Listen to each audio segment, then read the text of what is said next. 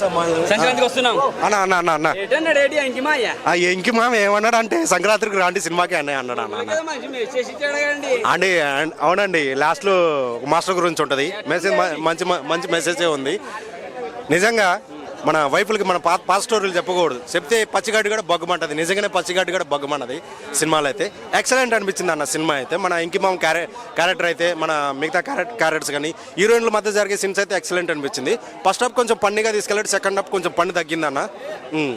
అది అది ఏం చేద్దామండి బుల్రాజు మామూలుగా లేదన్నా కొన్ని టాంక్స్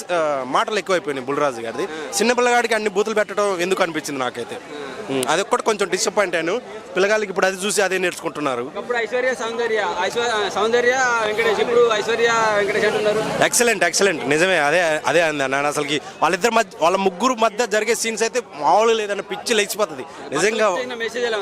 ఎక్సలెంట్ అనిపించింది నిజంగా మన పాత స్టోరీలన్నీ మన వైపులకి చెప్పుకోకూడదు సాంగ్ అయితే ఎక్సలెంట్ అనిపించింది అన్న ఆ సాంగ్స్ లో కూడా మధ్య అసలు రొమాన్సింగ్ మామూలు చూపించలేదు థియేటర్లో అయితే ఎక్సలెంట్ అనిపించింది సినిమా అయితే ఎక్సలెంట్ సినిమా సంక్రాంతి విన్నర్ అంటే ఫస్ట్ బాలయ్య తర్వాత వెంకటేష్ మామ లాస్ట్ లో గురువు గారి మెసేజ్ ఉంది ఎక్సలెంట్ అనిపించింది గురువు గారు మన గురువులు గుర్తొచ్చారు అన్న నాకైతే మా గురువు గారు గుర్తొచ్చేసారు ఆయన ఎక్కడ ఉండడో ఏందో నాకైతే తెలియదు కానీ సంక్రాంతి నుంచి సంక్రాంతి తర్వాత వెంకి మామ అని పిలవాలా ఇంకి బాగా